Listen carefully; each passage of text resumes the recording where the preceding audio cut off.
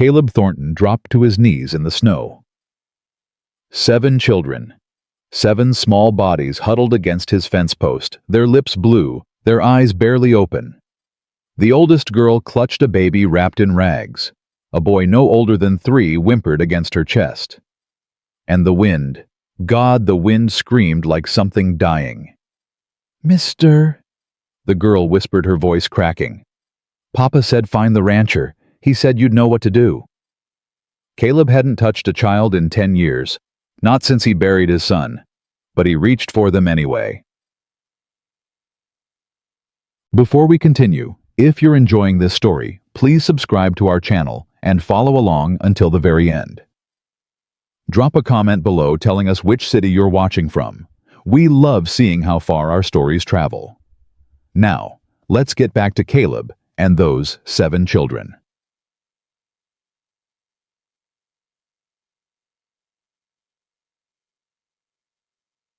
The morning started with humiliation. Caleb Thornton stood at the counter of Crane's bank and trust hat in his calloused hands, while Victor Crane leaned back in his leather chair and smiled. The smile never reached his eyes. It never did. "Squatter trash Thornton," Victor's voice carried across the room. "Your daddy's signature ain't worth the ink it smeared in." 2 ranch wives near the door whispered behind their gloves. A clerk shuffled papers, pretending not to hear. Caleb said nothing. His jaw worked once, twice. His knuckles went white around the brim of his hat. "What's the matter?" Victor stood brushing invisible dust from his vest.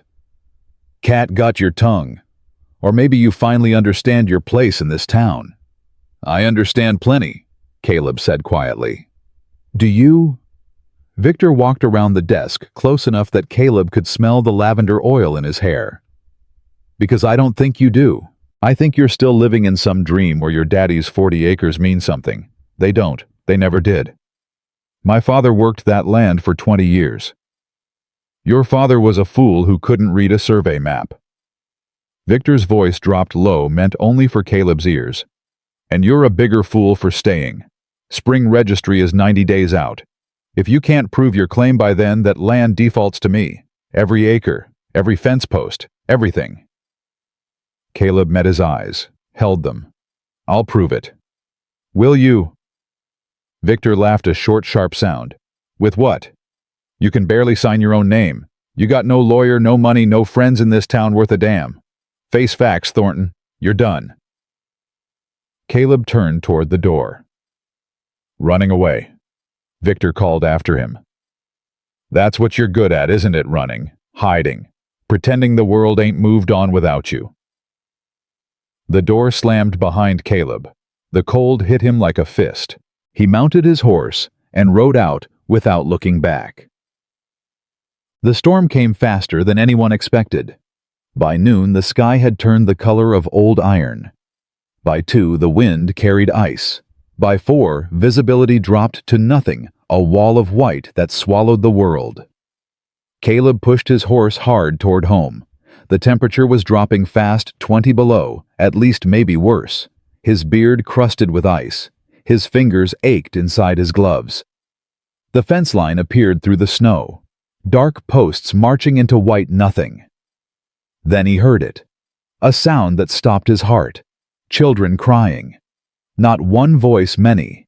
Thin, desperate, cutting through the howl of the wind like nothing he'd ever heard. Caleb swung down from his horse. "Hello. Anyone there?" The crying continued. Weaker now. He stumbled forward, snow up to his knees, then his thighs. Each step was a battle. The wind tore at his coat, tried to push him back. "Keep making noise," he shouted. "I'm coming. 20 yards, 15, 10. He found them at the corner post. 7 children, huddled together in a pile of thin coats and threadbare blankets. The oldest, a girl maybe 12, sat upright with a baby pressed against her chest. A boy of 10 crouched beside her, shielding a smaller girl with his body. 3 more children lay between them, their faces blue, their movements sluggish. And at the edge of the group, a boy no older than 3 stood perfectly still. Not crying, not moving, just staring at Caleb with eyes that had already seen too much. "Mister?" The oldest girl's voice cracked like breaking ice. "Papa said find the rancher. He said you'd know what to do." Caleb's throat closed. He couldn't speak, couldn't think. All he could see was Benjamin's face, his son's face pale and still on a bed 10 years ago. "Please." The girl tried to stand. Her legs buckled. "Please, we walked so far. Mama's dead. Papa's dead. He said find Caleb Thornton. He said you owed him a debt." The name hit him like a bullet. "Who was your father?" Caleb heard himself ask. "Henry Morgan." The world stopped. Henry Morgan, the surveyor who'd pulled Caleb from a frozen river in '74. The man who'd saved his life and asked nothing in return. The man Caleb had never properly thanked. Dead now, his children freezing to death at Caleb's fence. "All right." Caleb stripped off his coat and wrapped it around the oldest girl and the baby. "All right, I got you. What's your name?" "Eleanor. Ellie. This is Rose." She looked down at the baby, then at her siblings. "That's Samuel, Margaret, Thomas, Grace, and Billy." 7 names, 7 children, 7 reasons to move. "Can you walk, Ellie?" "I think so." "Good. Help me with the little ones. Samuel, you strong enough to carry your brother?" The boy with the book-smart eyes nodded. He lifted Billy, the 3-year-old, onto his back. The child barely reacted. "Margaret, can you walk?" The 8-year-old tomboy pushed herself up. "I ain't weak, mister." "Never said you were. Take Grace's hand. Don't let go." That left Thomas, the 6-year-old who hadn't spoken, who hadn't moved, who stood like a statue carved from ice. Caleb knelt in front of him. "Hey, son, I'm going to pick you up now. That all right?" No response, just those empty eyes. Caleb lifted him anyway. The boy weighed almost nothing. His body was stiff, rigid, like he'd forgotten how to relax. "Stay close," Caleb told the others. "The cabin's not far. Whatever happens, don't stop moving." They walked. The half-mile to the cabin took an hour. Caleb carried Thomas and led the horse. Ellie walked beside him. Rose clutched to her chest, her free hand gripping Grace's coat. Samuel staggered under Billy's weight, but never complained. Margaret trudged ahead. Her jaw set, her eyes fixed forward. The wind screamed. The snow buried them. Every step was a war. "Almost there," Caleb kept saying. "Almost there." He wasn't sure if he believed it. The cabin appeared through the white, a dark shape that could have been a dream. Caleb kicked the door open and ushered them inside. The fire had burned low. The room was cold, but it was shelter. "Everyone on the floor by the hearth," Caleb ordered. He set Thomas down and began building up the fire. His hands shook from cold, from fear, from something else he couldn't name. The flames caught. Heat began to spread. "I need to get these wet clothes off the little ones," Ellie said. She was already stripping Billy's frozen coat. "They'll die otherwise." "Blankets are in the chest. Take what you need." They worked in silence. Caleb heated water. Ellie wrapped the children in wool and flannel. Margaret found milk and warmed it over the fire. Samuel sat with Thomas, rubbing the boy's hands between his own. Rose started crying, a thin, weak sound, but alive, definitely alive. "She's hungry," Ellie said. "I got flour, sugar, some dried meat." Caleb didn't know what babies ate. Benjamin had died at 6 past the age of. He stopped that thought, killed it dead. "I can make something," Ellie said. "If you'll let me use your kitchen." "It's yours." She looked at him. Something passed across her face, surprise maybe, or gratitude. "Thank you, Mr. Thornton." "Caleb, just Caleb." "Thank you, Caleb." Near midnight, the door rattled. Caleb grabbed his rifle. The children tensed. Even Thomas, still silent, pressed closer to Ellie. 3 sharp knocks. "It's Abel!" a voice called. Caleb relaxed. He opened the door. Abel Rivers stepped inside, snow-caked to his shoulders. He carried a pot of something hot stew from the smell. He was 38, lean and strong, with hands that knew work and eyes that knew trouble. He stopped when he saw the children. "Found them at the fence," Caleb said. Abel set the pot by the fire. He knelt beside the group, studying their faces one by one. "How many?" "7. "Lord." Abel shook his head slowly. "You know who they are?" "Henry Morgan's children." Abel's expression changed. He knew that name. Everyone in the valley knew that name. Henry Morgan, the surveyor who'd mapped half of Montana territory. The man who'd died in a railroad accident 2 years back. "Their mama?" Abel asked quietly. "Dead. Last fall," Ellie says. "Fever. And they walked here in this storm. Their papa told them to find me before he died." Caleb's voice caught. "He said I owed him a debt." Abel was silent for a long moment. Then he rose and ladled stew into tin cups. "Best get some food in them. They'll need their strength." They fed the children one by one. Billy ate greedily, stew dribbling down his chin. Grace cried when the warmth hit her stomach, tears of relief, not pain. Margaret tried to refuse her portion until Caleb fixed her with a look that said he wouldn't argue. Only Thomas didn't eat. He sat motionless, staring at the fire. His lips stayed pressed together. "How long since he talked?" Caleb asked Ellie. "Since Mama died. 4 months now." Her voice was steady, but her eyes glistened. "The doctor in Helena said it's shock. Said it might come back, might not. He eat sometimes, if I feed him myself." Caleb took the cup of stew. He knelt in front of Thomas, moving slowly the way you'd approach a spooked horse. "Hey son, I'm going to try something. You don't have to like it, but you gotta let me try. All right?" "Nothing." Caleb dipped his finger in the stew and touched it to Thomas's lips. The boy flinched, but after a moment his tongue darted out, tasted.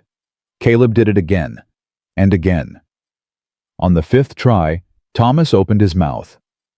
Caleb fed him the whole cup, one slow spoonful at a time. The boy never spoke, never smiled.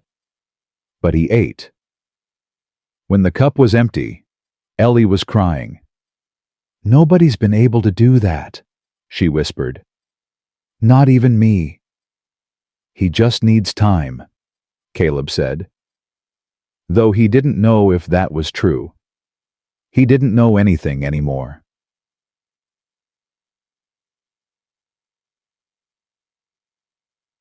The children slept in the pile on the floor, blankets heaped over them like a fortress. Rose lay in the center, surrounded by her siblings' warmth. Three Paw, the puppy Caleb had found limping near the barn last winter, curled up at their feet. Caleb sat by the fire rifle across his lap. Abel stayed with him. "Victor Crane came to see you in town," Abel said quietly. It wasn't a question. "Word travels fast." "It always does." Abel stared into the flames. "What did he say?" "Same thing he always says. That I'm squatter trash. That my daddy's claim ain't worth nothing. That come spring registry he's taken everything." "Is he right?" Caleb didn't answer, because he didn't know. His father's claim had been filed in 1869, before proper surveys, before the railroad, before anyone really understood what the land was worth. If Victor had lawyers, if Victor had proof of boundary disputes. "There's something else," Caleb said. "Henry Morgan was a surveyor, filed mineral rights claims all over this territory." Abel's eyes sharpened. "Including here." "I don't know, but Victor's been asking about orphans lately, about unclaimed estates. Doc Harriet told me last week 6 orphans gone into county indentures this year. All of them had land tied to their names." Abel let that sit. The fire crackled. Outside, the storm still raged. "These children," Abel said slowly. "They got land.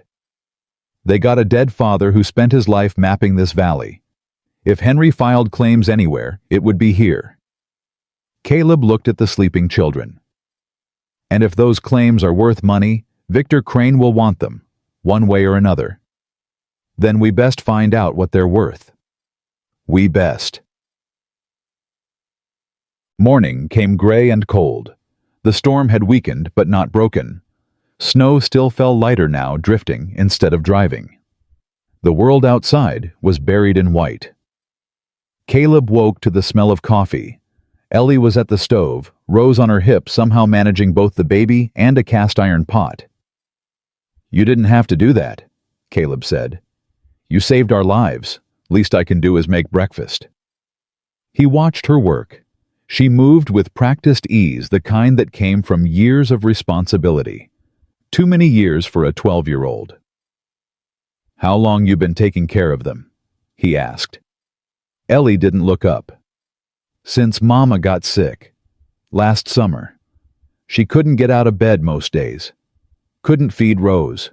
Couldn't watch the little ones. And your papa?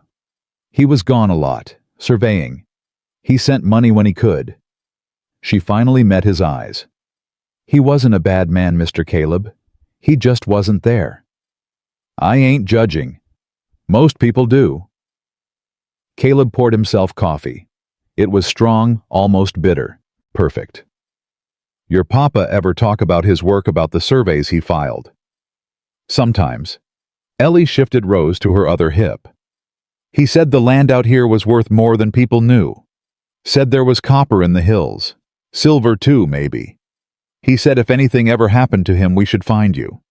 That you'd know what to do with his papers." "What papers?" "He gave me a satchel, before he died." Ellie's voice dropped. "I hid it, under my coat. I still have it." Caleb set down his cup. "Show me." The satchel was leather worn soft with age. Inside were papers, dozens of them. Survey notes, coordinates, hand-drawn maps, covered in Henry Morgan's precise handwriting. Caleb couldn't read most of it, but he recognized enough. "These are boundary markers," Abel said, spreading the papers on the table. "Survey points for the whole valley. And look here." He pointed to a notation in the margin. "Mineral claim filed June 1879. Copper deposits under sections 12 through 17. "That's my land," Caleb said quietly. "Sections 12 through 17. That's where my cabin sits. According to this, your father's surface claim is solid. But the mineral rights, those went to Henry Morgan. And when Henry died, they passed to his children." Abel nodded slowly. "These 7 children own everything under your feet. Copper, silver, whatever's down there. And if Victor Crane knows about it, he knows." Caleb stared at the papers. "That's why he's been pushing so hard. That's why he wants the land by spring registry. If these children file their claim, they get everything. But if they're in county custody, Victor becomes their guardian. He controls their assets. He can sell the mineral rights, lease the land, whatever he wants." Ellie had been listening from the doorway. Her face was pale. "Is that why he sent those men?" she asked. Caleb turned. "What men?" "On the road, before the storm hit." Ellie's voice shook. 3 men on horses. They said they were from the county. Said they were taking us to a home for orphans. But Samuel heard them talking when they thought we were asleep. They said—" She stopped, swallowed. "They said Mr. Crane was paying good money for Morgan brats delivered quiet." The room went silent. Caleb felt something cold and hard settle in his chest. The kind of cold that didn't come from winter. "You ran," he said. "I waited until they were drunk. Then I woke the others. We ran into the hills. The storm came. We got turned around." Ellie's eyes filled with tears. "I almost killed us all." "You saved them," Caleb said. "You got them here. That's what matters. But those men will have to come through me." Ellie stared at him. So did Samuel, who had woken during the conversation. So did Margaret, fierce and defiant, even wrapped in blankets. "Why?" Ellie asked. "You don't know us. You don't owe us nothing." Caleb looked at the children. At Thomas, still silent. At Grace, still scared. At Billy, still too young to understand. At Rose, still dependent on others for everything. He thought of Benjamin, of the fever that took him, of the hole it left behind, a hole Caleb had spent 10 years trying to fill with silence. "Your father pulled me out of a frozen river in '74, he said. "I would have died. He saved my life and asked nothing in return. I never got to repay that debt." He met Ellie's eyes. "I'm repaying it now." The storm broke that afternoon. The clouds parted. The sun emerged pale and cold, but real. The world outside glittered with fresh snow. Caleb stood on the porch watching the road, waiting. They would come. Victor Crane's men. Maybe the sheriff. Maybe worse. They would come because 7 children represented $10,000 in mineral rights, and men like Victor didn't let that kind of money slip away. Abel joined him. "I sent word to Doc Harriet. She'll come when the road's clear." "Good." "I also talked to some of the ranchers, Jensen McCallum, old Pete Dawson. They remember Henry Morgan. They remember what he did for this valley. Will they stand with us?" "They will." Caleb nodded. It wasn't much. A handful of old men against Victor Crane's money and power. But it was something. "There's one more thing," Abel said. "What?" "The children's mother, Catherine Morgan." Abel hesitated. "She's buried in the old cemetery, the one on Crane's land." Caleb turned. Crane's land. He bought that parcel last year, said he wanted to expand his holdings. That cemetery's been there since '62. 30 families got people buried there. "I know." Abel's face was grim. "But according to the county records, Victor Crane owns it now. Lock, stock, and headstones." Caleb stared at him. The implications were clear. Victor controlled the past, the present, and if he got those children, the future too. "He's not getting them," Caleb said. "I know. I don't care what it costs. I don't care what I have to do. He's not getting those children." Abel put a hand on his shoulder. "Then we'd best get ready, because this fight ain't going to be easy." Inside the cabin, Ellie had gathered her siblings around the fire. She was telling them a story, something about a princess and a dragon made up on the spot. Billy laughed at the funny parts. Grace leaned against her sister's shoulder. Even Thomas seemed to be listening, his eyes tracking Ellie's face. Margaret sat apart, sharpening a stick with a small knife she'd found somewhere. Her jaw was set, her movements fierce. "You look like you're getting ready for battle," Samuel said. "Maybe I am." "We're safe now. Caleb said so." Caleb's one man. Margaret didn't look up from her work. "One man against Mr. Crane and all his money. You think that's enough?"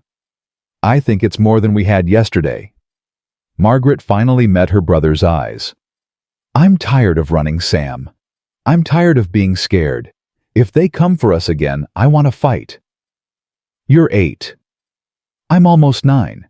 And I can throw a rock harder than most boys twice my age." Samuel almost smiled. "That's true. So let them come." Margaret tested the point of her stick. "I'll be ready." Near evening, Caleb sat with Ellie on the porch. The other children were inside, warm and fed, finally starting to recover from their ordeal. "Can I ask you something?" Ellie said. "Go ahead." "That man in town, Mr. Crane, he called you squatter trash." Caleb nodded. "Is that what people think of you?" "Some people. The ones that matter to Victor Crane." "But you're not trash." Ellie's voice was fierce. "You saved us. You took us in when you didn't have to. That's not what trash does." Caleb was quiet for a long moment. The sun was setting, painting the mountains gold and crimson. I had a son, he said finally. Benjamin. He died when he was 6. Fever took him in 3 days. He paused. After that, I stopped caring what people called me, stopped caring about much of anything, really. I'm sorry. It was a long time ago. Does it still hurt? Caleb looked at her tired, brave, too old face. Every day. Ellie nodded slowly. Mama used to say grief is love with nowhere to go. She said the only way to heal is to find somewhere new to put it. Your mama sounds like a wise woman. She was. Ellie's voice cracked. I miss her every day. I know. They sat in silence as the sun disappeared behind the mountains. The first stars appeared cold and bright. Caleb, Ellie said finally.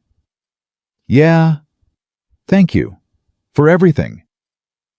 He didn't have words, so he just nodded, and hoped it was enough. That night, after the children were asleep, Caleb sat by the fire and studied Henry Morgan's papers. The survey notes, the mineral claims, the carefully drawn maps. Proof that Victor Crane was a liar and a thief. Proof that 7 orphans owned a fortune in copper rights. Proof that Caleb's father had been wrong about the boundaries, but not about the land itself. Proof that everything was about to change. He looked at the children sleeping in a pile like puppies, their faces peaceful for the first time since he'd found them. 7 children. 7 reasons to fight. 7 chances to repay a debt he'd carried for 13 years. Outside, the wind had died. The stars burned cold and clear. And somewhere in the darkness, Victor Crane was making plans. But so was Caleb Thornton, and this time, he wasn't running. The next 3 days passed in a blur of survival and routine. Caleb learned things he'd forgotten. How to heat milk for a baby. How to braid a little girl's hair without pulling too hard. How to convince a 3-year-old that eating vegetables wouldn't kill him. Billy was the easiest. He laughed at everything, at Three Paws' antics, at the faces Samuel made, at the way snow fell from the roof in clumps. He didn't understand what they'd lost, or what they stood to lose. Caleb envied him that. Grace was harder. She cried at night, quiet sobs she tried to muffle in her blanket. She asked for her mama 3 times the first day, twice the second, once the third. By the 4th morning, she stopped asking. Caleb didn't know if that was progress or surrender. Margaret refused to be treated like a child.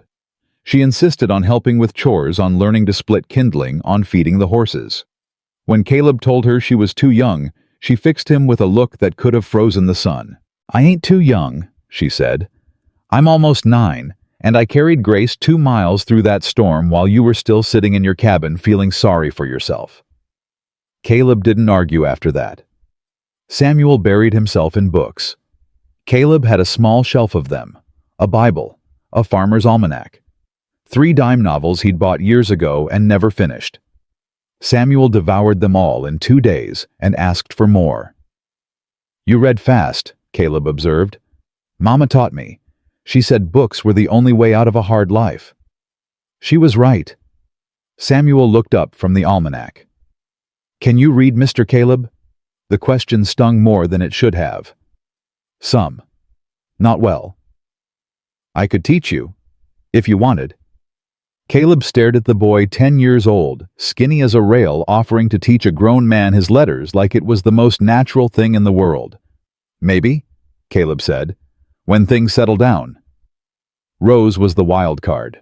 She cried when she was hungry, cried when she was wet, cried when she was tired.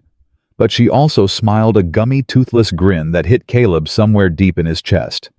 She reached for his beard, once tiny fingers grabbing at the coarse hair, and laughed like it was the funniest thing she'd ever seen. She likes you, Ellie said. She don't know any better. Maybe she knows exactly right. And then there was Thomas. The boy hadn't spoken since his mother died. 4 months of silence, Ellie had said. 4 months of watching the world with those empty eyes, of eating only when food was placed directly in his mouth, of moving through days like a ghost. Caleb tried everything. He talked to Thomas about horses, about the weather, about nothing at all. He sat with him by the fire, silent company for silent grief. He showed him how to whittle a stick into a rough shape, guiding the boy's hands with his own. Nothing worked. "Give him time," Abel said one evening. "Some wounds take longer to heal. And if they don't heal?" Abel had no answer for that. On the 5th morning, Dr. Harriet Cole arrived. She came in a wagon loaded with medical supplies, her gray hair pinned tight against the wind, her eyes sharp behind wire-rimmed spectacles. She climbed down with the ease of a woman who'd spent 50 years refusing to slow down. "Caleb Thornton," she said, "I hear you've started an orphanage." "Wasn't planning on it." "The best things never are." She looked past him to the cabin door where Ellie stood watching with Rose on her hip. "Those the Morgan children?" "All 7 of them." Harriet's expression softened, just for a moment. "Let's have a look." She examined each child with brisk efficiency, checked their fingers and toes for frostbite damage, listened to their lungs, looked in their ears and down their throats. "They'll live," she announced finally. "Ellie got frostbite on 3 toes, but she'll keep them. Samuel's got a cough that needs watching. The baby's underweight but healthy." She paused. "The silent one, Thomas, that's something else." "Shock," Caleb said. "That's what Ellie told me." Maybe something deeper." Harriet looked at Thomas, who sat motionless by the fire. "The mind's a funny thing. It protects us from pain we can't handle. Sometimes it protects us too well. Can you help him?" "I can try, but healing like that takes more than medicine. It takes patience. It takes love." She met Caleb's eyes. "It takes someone willing to wait as long as it takes." Caleb nodded slowly. "I can do that. I believe you can." They sat at the table while the children played or tried to play. Margaret was teaching Billy to stack wooden blocks. Samuel read aloud to Grace from the Bible. Ellie nursed Rose in the corner, humming a lullaby under her breath. "Victor Crane came to see me yesterday," Harriet said quietly. Caleb's jaw tightened. "What did he want?" "Information. About the children. About their health. About whether they were fit to travel." "What did you tell him?" "I told him to go to hell." Harriet's voice was flat. "I also told him that if he tried to take those children without proper legal authority, I'd personally testify against him in territorial court." "That's brave. That's practical. Victor Crane has been running this county like his personal kingdom for too long. Someone needs to stand up to him." "Why you?" Harriet was silent for a moment. She looked at the children, at their thin faces and wary eyes. 20 years ago, I delivered a baby for a woman named Sarah Thornton. Beautiful boy. Strong lungs. His father cried when he held him for the first time." Caleb stopped breathing. 6 years later, I sat with that same father while the fever took his son. I watched him bury his wife's hope and his own future in a grave not 3 feet long. Harriet's voice was steady. "I've been waiting 20 years for that man to find a reason to live again. I'm not letting Victor Crane take it from him." Caleb couldn't speak. The words stuck in his throat like stones. "Those children need you," Harriet continued. "And whether you know it or not, you need them. That's not sentiment, that's medicine. The best kind there is." She stood and gathered her bag. "I'll file a report with the territorial office. Declare the children unfit for travel due to medical concerns. That'll buy you some time." "How much time?" "A week, maybe 2. After that, Victor will find a way around it." "What do I do until then?" Harriet paused at the door. "You fight. You find proof of those mineral claims. And you pray that somewhere in this God-forsaken territory there's still a judge who cares more about justice than money." She left without looking back. The week passed faster than Caleb expected. He and Abel spent every daylight hour preparing. They searched Henry Morgan's papers for evidence of fraud, for proof that Victor Crane had moved the boundary markers. They mapped coordinates, checked measurements, built a case piece by piece. The children helped where they could. Samuel organized the papers by date. Margaret carried messages to the neighboring ranches. Even Grace contributed sorting documents into piles while Billy played at her feet. Only Thomas remained apart. He sat by the window most days staring at the snow-covered fields. Sometimes his lips moved, but no sound came out. "He's trying," Ellie said one afternoon. "I can see it. He wants to talk. Something's just stuck." "What happened when your mama died?" Ellie was quiet for a long moment. "She was sick for weeks. Fever, coughing, couldn't keep food down. Thomas was with her at the end. He was holding her hand when her voice broke. When she stopped breathing. He was alone. I was outside getting water. Samuel was watching the little ones. Papa was gone. He'd left a month before to finish a survey job. Thomas was the only one there." Caleb felt something twist in his chest. A 6-year-old boy watching his mother die. Alone. "It wasn't his fault," Ellie said fiercely. "I've told him that 100 times. Mama was sick. There was nothing anyone could do." "He doesn't believe you." "No." Ellie wiped her eyes. "He thinks if he'd gotten help faster, if he'd done something different, she would have lived. And until he stops believing that, I don't think he'll ever talk again." That night, Caleb sat with Thomas long after the others had gone to sleep. The fire had burned low. The cabin was quiet, except for the sound of breathing. 7 children, 1 dog, 1 man, who had forgotten how to be a father. "I know you can hear me," Caleb said softly. "And I know you're hurting in a way I can't fix. But I want you to know something." Thomas didn't move, but his eyes shifted just slightly toward Caleb's face. "I had a son once, Benjamin. He was 6 years old when the fever took him. Same as you are now," Caleb's voice caught. "I wasn't there when he died. I was out mending fences trying to save a calf that got stuck in the mud. By the time I got home, he was gone." The fire crackled. A log shifted. "For 10 years I blamed myself. Thought if I'd been faster, if I'd come home sooner, maybe I could have saved him. Maybe I could have done something different." Caleb looked at Thomas. "But that's not how it works. Sometimes people die and there's nothing you can do. Sometimes the only choice you got is how you live after." Thomas's eyes were wet now. Tears slid down his cheeks, silent as everything else about him. "Your mama loved you. She wouldn't want you to carry this guilt. She'd want you to live, to laugh, to be the boy she raised." Caleb reached out and took Thomas's small hand in his own. "And I know that's hard. I know it feels impossible. But you don't have to do it alone." Thomas squeezed his hand. Just once. Just barely. But it was something. The next morning, Victor Crane came to call. He arrived in a black carriage pulled by matching horses, his boots polished despite the mud, his smile fixed in place like a mask. 2 men rode behind him, hard-eyed strangers with guns on their hips. Caleb met him in the yard, rifle in hand, but not raised. Abel flanked him on the right. The children watched from the cabin windows. "Thornton." Victor stepped down from the carriage. "I see you've made yourself comfortable with other people's property. These children ain't property. Everything's property to someone." Victor pulled a folded paper from his coat. "I have here a court order signed by Judge Whitmore.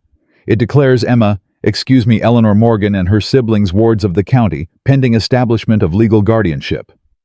That paper ain't worth the ink it's printed on. The law says different." Victor held out the document. "You have 24 hours to surrender the children to county custody. After that, I'm authorized to use whatever force is necessary to retrieve them." Caleb didn't take the paper. "On what grounds?" "On the grounds that you have no legal standing. You're not their kin. You haven't been appointed guardian. And frankly," Victor's smile widened, "a bachelor rancher living alone with 7 young children doesn't look proper. The good people of this town are concerned about their welfare.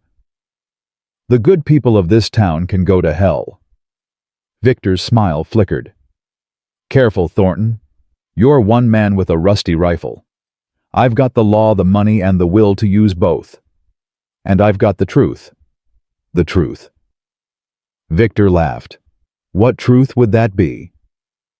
The truth that you moved the boundary markers on Henry Morgan's survey. The truth that you've been stealing land from orphans for years. The truth that you owe the rail syndicate $12,000 and you're desperate enough to kill children to pay it off. The smile vanished completely. Victor's face went pale, then red. You're making accusations you can't prove. I've got Henry Morgan's original survey notes. Every coordinate, every measurement, every boundary marker. They show exactly where the lines should be and exactly how far you moved them. Those notes are meaningless. Pre-territorial records that don't supersede current county documents. They do if the current documents are fraudulent. Caleb stepped forward. I've got witnesses, Crane. Ranchers who remember where those markers used to stand. I've got a federal surveyor coming to verify the coordinates. And I've got 7 children who will testify that you sent men to kidnap them in the middle of a blizzard. Victor stared at him. The hired guns shifted uneasily. You're bluffing. Try me. For a long moment, no one moved. The wind carried the smell of snow and pine. A horse snorted.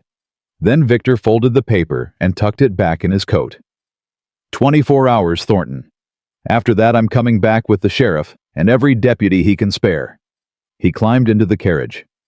And when I do, I won't be in a talking mood. The carriage pulled away. The hired guns followed, casting dark looks over their shoulders. Abel let out a breath. Well, that went about as well as expected. He's scared. Scared men are dangerous. I know. Caleb watched the carriage disappear down the road. We need to find those survey markers before he comes back. If we can prove the fraud, we can stop him. The creek's starting to thaw. Another day or two, we might be able to search the banks. We don't have a day or two. We have 24 hours. Abel nodded slowly. Then we best get started. They rode out that afternoon, leaving the children in Harriet's care. She'd returned with more supplies and a look in her eye that said she wasn't going anywhere. Be careful, Ellie said as Caleb mounted his horse. Please. I will. Promise. He looked down at her, this 12-year-old girl who had carried her family through a blizzard, who had kept 6 siblings alive through grief and fear and desperation. I promise. The creek was half-frozen, treacherous with ice and debris. They worked their way downstream, searching for anything that looked like a survey marker. The water ran fast and cold, swollen with snowmelt. There, Abel pointed. You see it. A pile of stones half submerged in the current. Not natural, too regular, too deliberate. They waded in. The water was knee-deep and numbing. Caleb's teeth chattered by the time he reached the cairn. He dug around the base, clearing mud and silt. His fingers found carved stone. N47 D12 18. He read aloud. That's Hartwell's notation. This is one of the original markers. Abel checked the coordinates against Henry Morgan's notes. It matches. But according to the county map, this marker should be 200 yards west. Someone moved the line. Someone wanted this land to look different than it really is. Caleb stood in the freezing water staring at the stone marker that proved Victor Crane was a fraud. We need to find the others. All 4 of them. If we can document each marker, if we can show the pattern, we will. Abel clapped him on the shoulder. But first, let's get out of this creek before we freeze to death. They found 3 more markers by nightfall. Each one matched Henry Morgan's original survey. Each one had been recorded in a different position on Victor Crane's county map. The evidence was undeniable. This'll hold up in court, Abel said as they rode home. Any judge worth his robe will see what Crane did. If we get to court. Caleb's jaw was tight. Victor's not going to wait for a trial. He's going to come for those children, and he's going to come hard. Then we'll be ready. Will we? Caleb looked at his friend. We're 2 men against Crane's money and Crane's hired guns. Even with the ranchers' help, we're outmatched. Maybe. Abel was quiet for a moment. But sometimes being outmatched doesn't matter. Sometimes all that matters is that you stood up, that you fought, that you didn't let the bastards win without a battle. And if we lose, then we lose on our feet, not our knees. Abel met his eyes. Isn't that worth something? Caleb thought of the children, of Ellie's fierce loyalty, Samuel's quiet intelligence, Margaret's stubborn courage, of Thomas's silent grief, and Grace's tearful hope, and Billy's innocent laughter, of Rose barely old enough to know she was alive, depending on strangers to keep her that way. Yeah, he said finally, it's worth everything. They arrived home to chaos. Harriet met them at the door, her face pale. We've got trouble. What happened? Thomas, he's gone. The words hit Caleb like a punch. Gone. What do you mean gone? I was tending to Rose. Ellie was making supper. No one saw him leave. Harriet's voice shook. He must have slipped out the back when we weren't looking. How long? An hour, maybe more. Caleb's heart stopped. An hour. In this cold with night coming on, an hour could mean death. Where would he go? Abel asked. I don't know. He doesn't know this land. Caleb grabbed a lantern. Search the barn, the outbuildings. I'll check the fence line. I'm coming with you, Ellie said from the doorway. Her face was streaked with tears. He's my brother. I'm coming. Caleb wanted to argue, wanted to tell her to stay where it was safe. But he saw the determination in her eyes, the same determination that had carried 7 children through a blizzard. Stay close, he said. And if I tell you to run, you run. They searched for an hour. 2. The temperature dropped. The stars came out cold and indifferent. Thomas! Caleb shouted into the darkness. Thomas, can you hear me? Nothing, just wind and silence. We have to go back, Ellie said. Her voice was breaking. We have to get help, more people to search. You go. Tell Abel to wake the others. I'll keep looking. Caleb. Go, Ellie, now. She ran. Caleb watched her disappear into the darkness, then turned back to the wilderness. He found Thomas 20 minutes later. The boy was sitting at the base of a tall pine, his knees drawn to his chest, his arms wrapped around himself. He wasn't moving, wasn't shivering. Thomas. Caleb dropped to his knees beside him. Thomas, look at me. The boy's eyes were open but unfocused. His lips were blue. His skin was ice. Come on, son. Stay with me.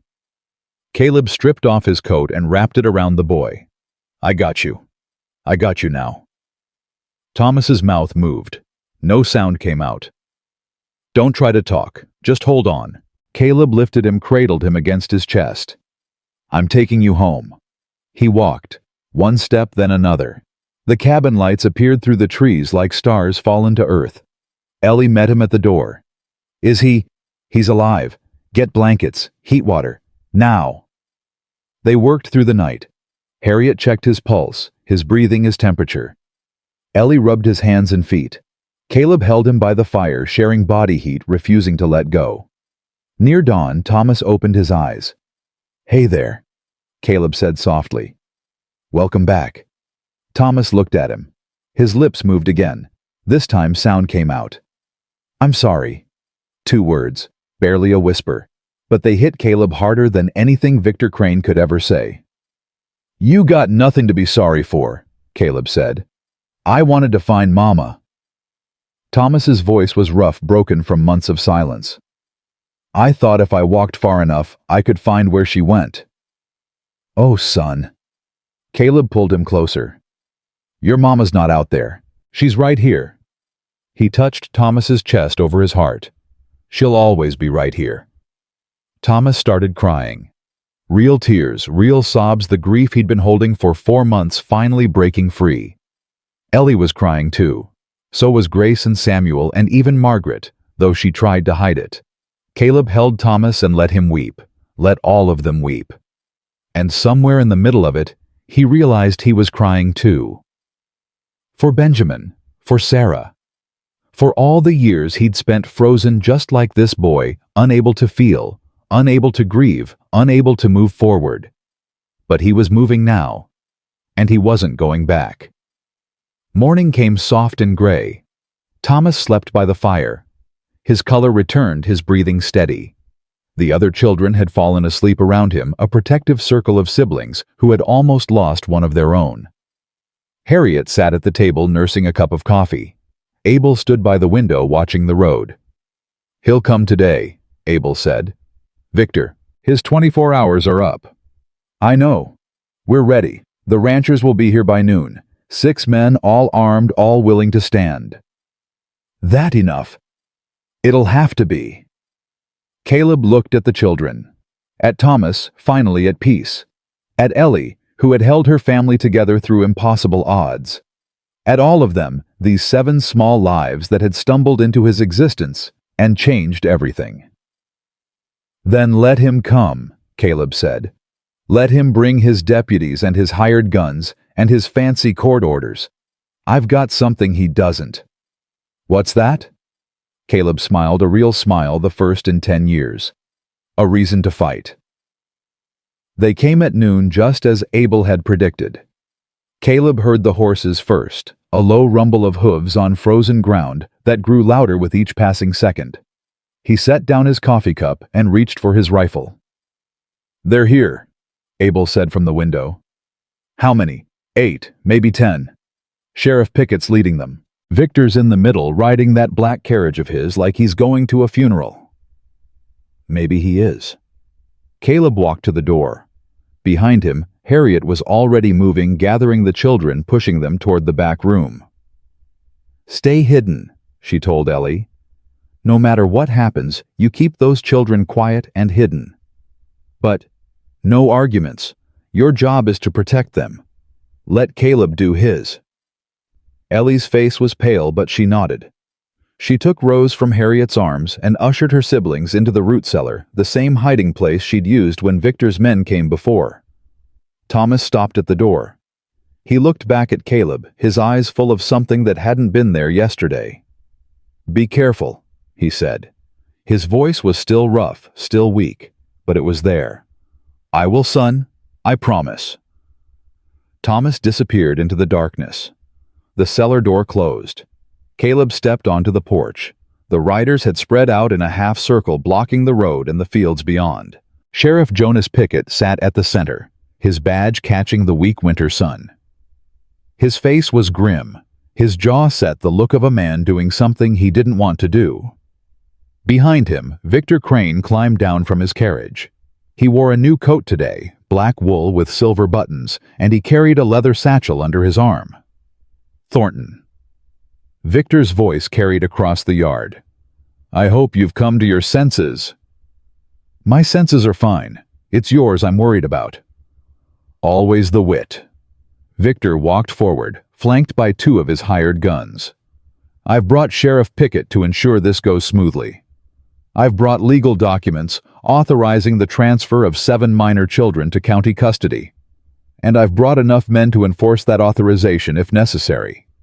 You've brought a lot of things, but you forgot one." "What's that?" "The truth."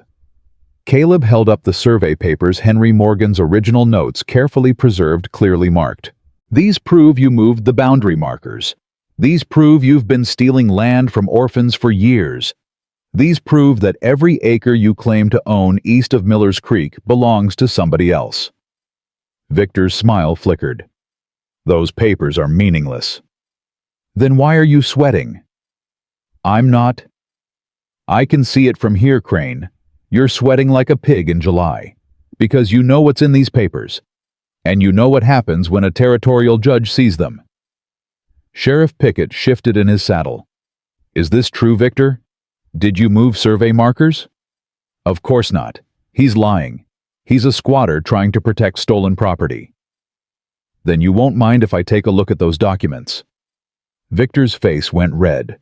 "That won't be necessary. We're here to collect the children, not debate land claims." "Seems to me the 2 are connected." Pickett dismounted slowly, his hand resting on his pistol. "If those children own mineral rights that you've been trying to steal, that changes things." "It changes nothing. I have a court order." "Let me see the papers, Thornton." Caleb walked forward and handed the documents to the sheriff. Pickett studied them for a long moment, his brow furrowed, his lips moving as he read. "These coordinates," he said finally. "They don't match the county map." "No, sir, they don't. Because Victor redrew the county map after Henry Morgan died. He moved the lines 200 yards west to make it look like his parcels were adjacent to the mineral claims." "That's a lie," Victor snarled. "We found the original markers.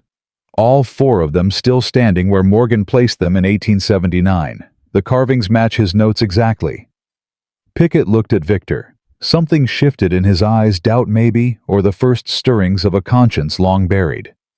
"This is ridiculous," Victor said. "You're going to take the word of a squatter over a county official, over a man who served this community for 15 years. I'm going to take the word of the evidence." Pickett folded the papers and tucked them inside his coat. "These need to go to a territorial surveyor for verification. Until then, no children are going anywhere." "You can't do that." "I'm the sheriff. I can do whatever the law requires." Victor's face twisted. The mask of civility he'd worn for years was cracking, revealing something ugly underneath. "You're making a mistake, Jonas. A big mistake." "Maybe. But I've been making mistakes for too long." Pickett looked at Caleb. "Keep those children safe. I'll send word when I've heard from the territorial office." He turned toward his horse. "Stop." Victor's voice was cold, hard. The voice of a man who had nothing left to lose. "I said stop."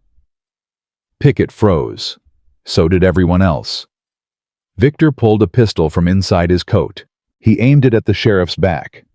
"You're not going anywhere with those papers, and neither is anyone else." "Victor?" "Shut up." Victor's hand was shaking, but his aim was steady. "I've worked too hard for this, spent too many years building something. I'm not going to let some squatter and a soft-hearted sheriff tear it all down." Abel moved closer to Caleb.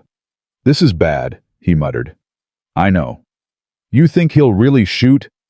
I think he's got $12,000 in debt and nowhere else to turn. A desperate man will do anything." Victor gestured to his hired guns.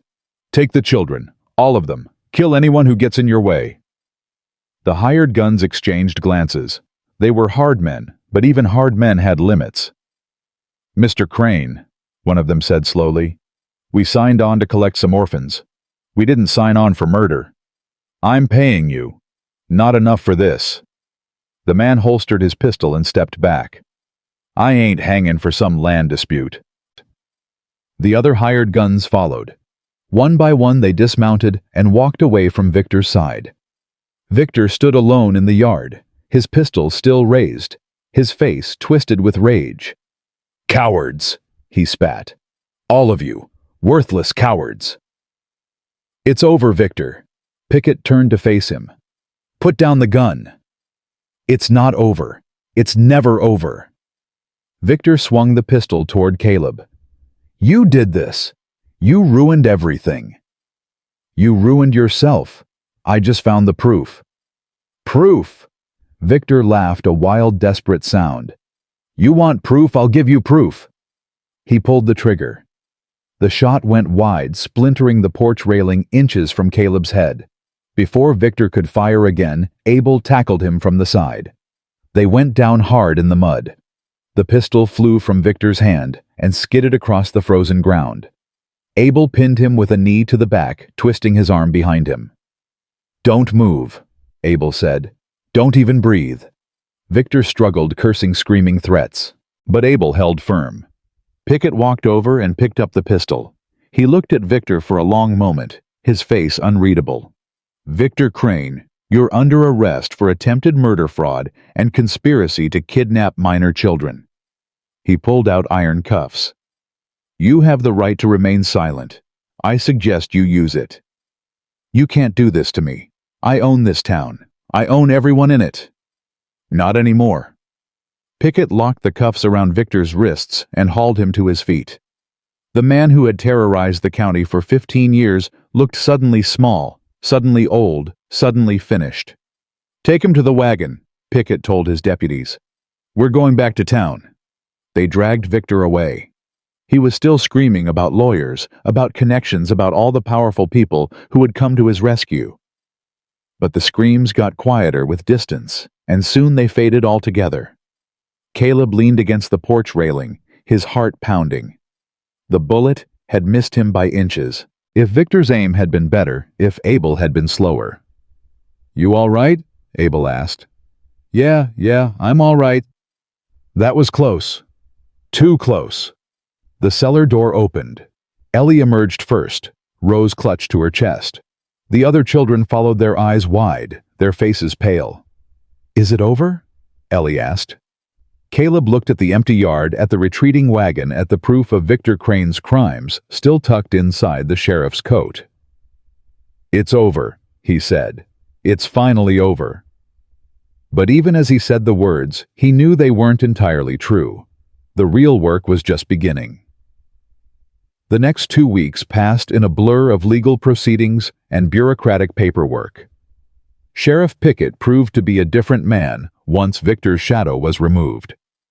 He worked tirelessly to document the fraud, interviewing witnesses, collecting evidence, building a case that would stand up in any court. The survey markers were photographed and measured by a territorial official. The coordinates matched Henry Morgan's notes exactly. The boundary lines on Victor's map had been moved deliberately, systematically, fraudulently. "It's worse than we thought," Pickett told Caleb one afternoon. "Crane didn't just cheat the Morgan children. We found evidence of at least 9 other families who lost land to his schemes. Some of them are dead now. Others moved away years ago, but the records are clear." What happens to the land? That's for the territorial court to decide. But if justice means anything, those families or their heirs will get back what was stolen. And the children. Pickett was quiet for a moment. That's more complicated. How so? Legally, they're still orphans. They need a guardian to manage their affairs until they come of age. Pickett met Caleb's eyes. "The territorial judge wants to know if you're willing to take that on." The question hung in the air. Caleb thought of Benjamin of the grave on the hill, of the 10 years he'd spent running from everything that reminded him of what he'd lost. "I'm willing," he said. "You understand what that means? 7 children, years of responsibility, legal obligations, financial obligations, moral obligations." "I understand. It won't be easy." "Nothing worth doing ever is." Pickett nodded slowly.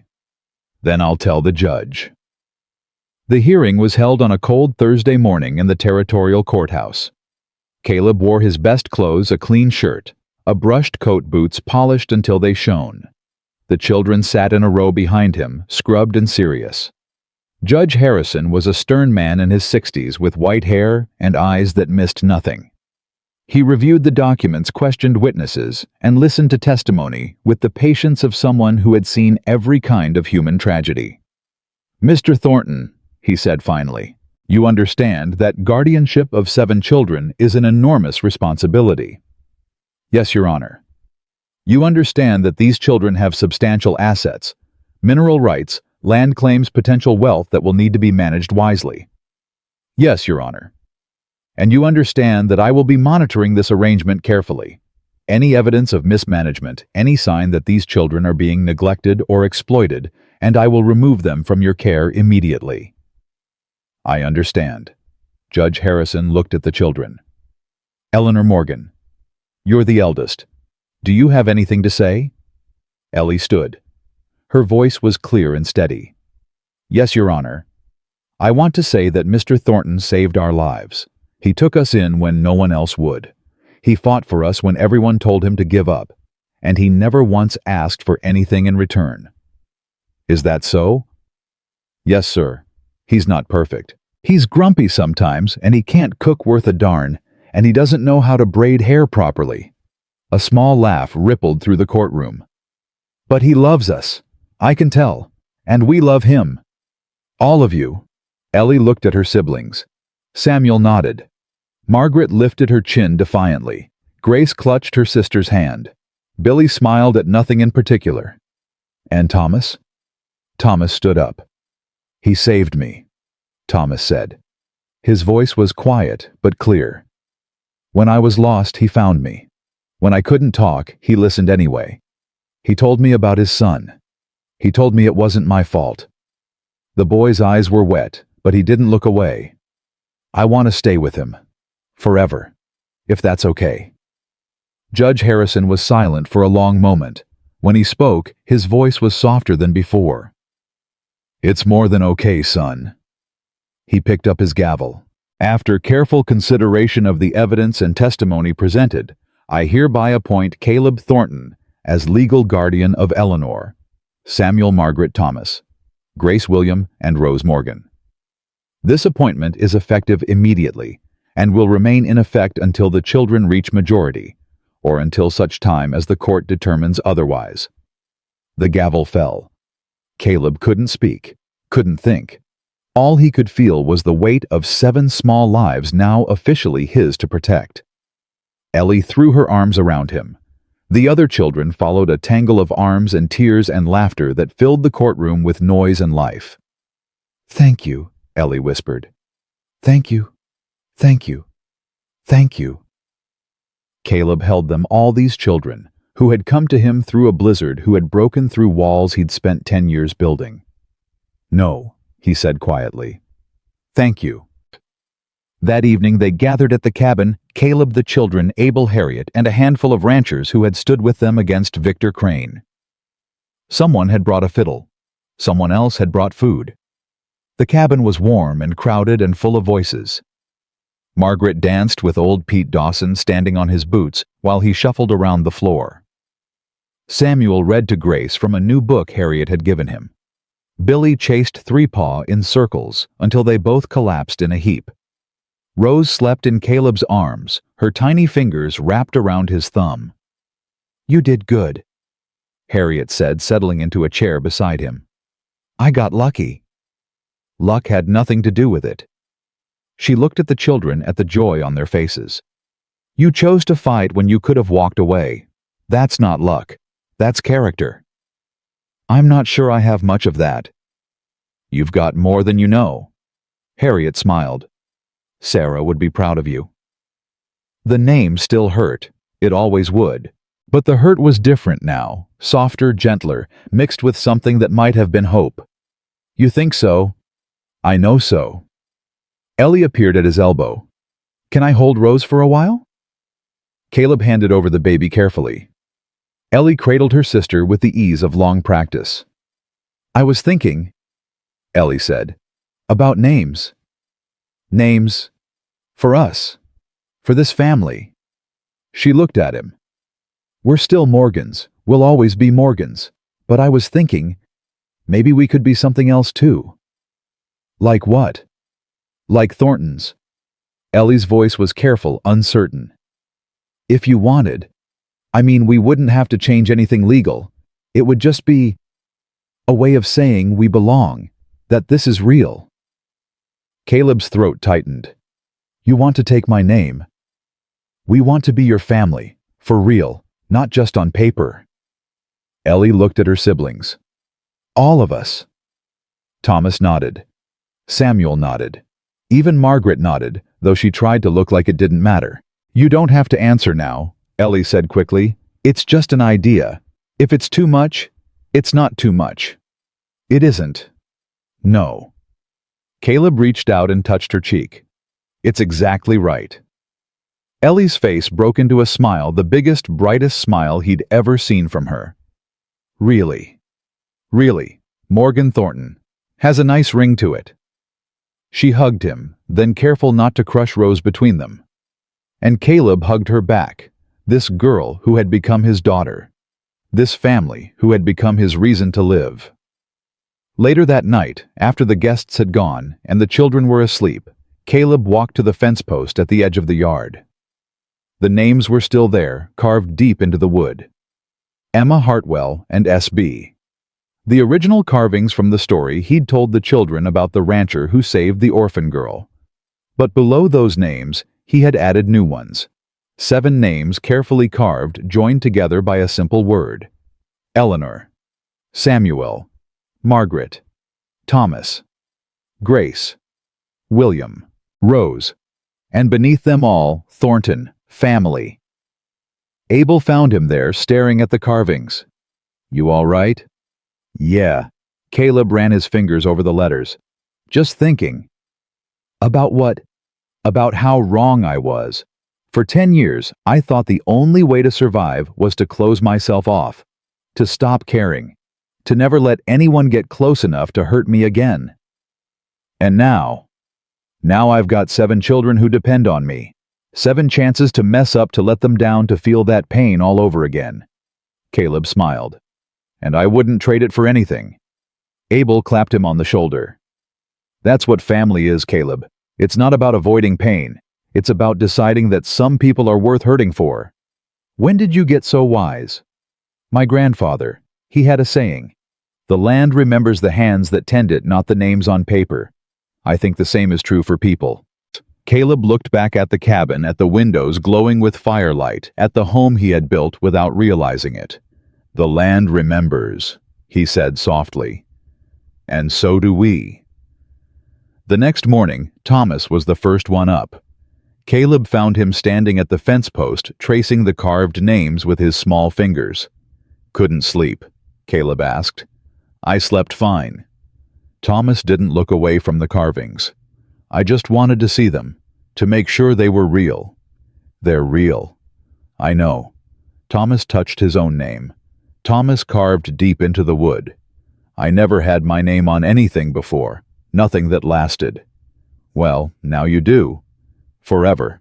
Caleb knelt beside him. "Forever's a long time, son. I can't promise forever, but I can promise that as long as I'm breathing, you've got a place here, a home, a family." Thomas was quiet for a moment. Then he said something that stopped Caleb's heart. "Can I call you Papa?" The word hung in the air. Caleb couldn't speak, couldn't breathe. "You don't have to say yes," Thomas added quickly. "I know you're not really my papa. I know my real papa's dead. But Ellie said families are who you choose and I choose you. If that's okay." Caleb pulled the boy into his arms, held him tight. "That's more than okay," he said, his voice breaking. "That's everything." Thomas hugged him back, a real hug, strong and fierce and full of trust. "Papa," he whispered. And Caleb felt something heal inside him. Something that had been broken for 10 years since a fever took his son and left him hollow. He wasn't hollow anymore.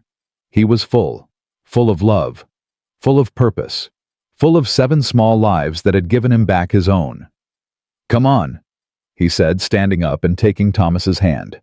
"Let's go wake the others. We've got a lot of work to do." "What kind of work?" "The best kind." Caleb smiled. "Family work." They walked back to the cabin together, father and son, as the sun rose over the mountains and a new day began. Spring came slow to the valley that year. The snow melted in patches, revealing brown earth and stubborn ice. The creek swelled with runoff roaring through the banks where Caleb and Abel had found the survey markers. New grass pushed through the frozen ground like tiny green promises. The children changed with the season. Samuel grew 2 inches in 3 weeks, his trousers suddenly too short, his wrists poking out from his shirt sleeves. Margaret learned to ride, really ride, galloping across the meadow with her hair streaming behind her like a wild thing. Grace stopped crying at night. Billy learned to count to 20 in English and Spanish, thanks to Abel's patient teaching. Rose took her first steps on a Tuesday morning, wobbling across the cabin floor into Ellie's waiting arms. Everyone cheered. Even Three-Paw barked in celebration, though he probably didn't understand why. And Thomas. Thomas talked now. Not constantly, not easily, but enough. He asked questions about the horses, about the weather, about why the sky turned pink at sunset. He laughed at Billy's jokes, even the ones that didn't make sense. He called Caleb Papa every chance he got, like he was testing the word, making sure it was still true. It was. "You're smiling again," Harriet observed during one of her visits. "I almost forgot what that looked like." "I've got reason to smile. 7 reasons by my count. 8 if you count Three-Paw." "That mangy dog." Harriet snorted. "He's more trouble than he's worth." "So am I. The children don't seem to mind. They were sitting on the porch, watching the kids play in the yard. Margaret had organized some kind of game involving a ball, a stick, and rules that seemed to change every 30 seconds. Samuel was keeping score, though nobody could agree on what the score actually was. "Have you thought about school?" Harriet asked. "Some. There's a schoolhouse in town, but it's a long ride, especially in winter. Ellie could teach the younger ones. She's smart enough. And Samuel could probably teach himself if you gave him enough books." "That's what I figured, at least until they're older." Harriet was quiet for a moment. "There's something else you should think about." "What's that?" "The mineral rights, Henry Morgan's claims. They're worth real money, Caleb. More than you've ever seen. Once the territorial office finishes processing the paperwork, those children will be wealthy." Caleb had tried not to think about that. The money felt dangerous somehow, like it might change things that didn't need changing. "What am I supposed to do with it?" "Invest it. Save it for their futures. Build something that lasts." Harriet looked at him. "These children have been through hell. They deserve every advantage you can give them." "I know." "Do you?" "Because I've seen men with less money than this corrupt themselves completely. I've seen families torn apart by greed." "I'm not greedy." "I know you're not, but others might be." Harriet's voice dropped. "Victor Crane is still alive, Caleb. He's sitting in a territorial prison waiting for trial. And he's got friends. Powerful friends who might want to continue what he started." The words hit harder than Caleb expected. He'd allowed himself to believe it was over, that the threat had passed. "You think someone will come for them?" "I think you should be prepared, just in case." That night, Caleb couldn't sleep. He sat by the fire rifle across his lap, listening to the sounds of the cabin, the children's breathing, the crackle of dying embers, the wind moving through the eaves. 7 children, a fortune in mineral rights, a dead man's legacy, and somewhere out there, people who might want to take it all away. "Papa!" Caleb turned. Thomas stood in the doorway, barefoot, rubbing his eyes. "What are you doing up, son?" "I heard you walking around. Is something wrong?" "No, nothing's wrong. I just couldn't sleep." Thomas padded across the floor and climbed into the chair beside Caleb. He was getting bigger, not as quickly as Samuel, but steadily. His face was losing its baby roundness, revealing the man he would become. "I used to not sleep," Thomas said quietly. "After Mama died. I'd lie awake all night thinking about her." "What changed?" "You." Thomas looked at him. "You told me it wasn't my fault. You told me Mama wouldn't want me to carry the guilt. I believed you." "I'm glad. But you don't believe it yourself, do you?" The question caught Caleb off guard. "What do you mean?" "About your son, Benjamin. You told me his story. You told me you blamed yourself for not being there when he died." Thomas's eyes were old beyond his years. "You told me to let go of the guilt. But you're still holding on to yours." Caleb didn't have words. The boy had seen through him completely. "I'm trying," he said finally. "It's not easy." "I know, but you have us now. You don't have to carry it alone." "When did you get so wise?" "I learned from you." Caleb pulled Thomas close, holding him against his chest. The boy was warm and solid and real. Proof that life could surprise you even after you'd given up on surprises. "I love you, son." "I love you too, Papa." They sat together until Thomas fell asleep. Then Caleb carried him back to bed, tucked the blankets around him, and returned to his chair by the fire. He didn't sleep, but somehow the darkness felt less heavy. The trouble came 3 weeks later. Caleb was in the barn, mending a harness, when Abel rode in fast. His horse was lathered, his face grim. "We've got a problem." "What kind of problem?" "The railroad kind." Abel dismounted and led his horse into the shade. "I was in town this morning, heard talk at the general store. A man from the Northern Pacific has been asking questions. What kind of questions? About the Morgan children, about their mineral claims, about who's controlling their assets now that Victor Crane's in prison. Caleb felt ice form in his stomach. Did you get a name? Harrison Blackwood. Works for the Land Acquisition Department. He's staying at the boarding house. What does he want? Same thing Crane wanted. Those copper rights are worth a fortune. The railroad needs copper for wire, for fittings, for 100 different things. They'd pay top dollar to get their hands on those claims. They can't just take them. The children own them legally. They can't take them by force, but they can pressure. They can manipulate. They can make offers that seem generous, but aren't. Abel's jaw tightened.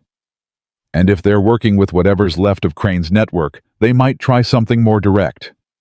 Caleb set down the harness. His hands were shaking not from fear, but from anger. I won't let them. I know. Those children have been through enough. They're not going to be pawns for some railroad scheme. Then we need to be smart about this. Find out what Blackwood wants. Figure out his angle. And if his angle is just old-fashioned greed, then we show him the same thing we showed Victor Crane. Abel's eyes were hard. That some things aren't for sale. Harrison Blackwood came to the ranch 2 days later. He arrived in a fancy buggy driven by a hired man wearing a suit that probably cost more than Caleb's horse. He was younger than Caleb expected, maybe 35, with slicked back hair and a smile that never quite reached his eyes. Mr. Thornton. Blackwood extended his hand. Harrison Blackwood, Northern Pacific Railroad. I appreciate you taking the time to meet with me. Caleb didn't shake his hand.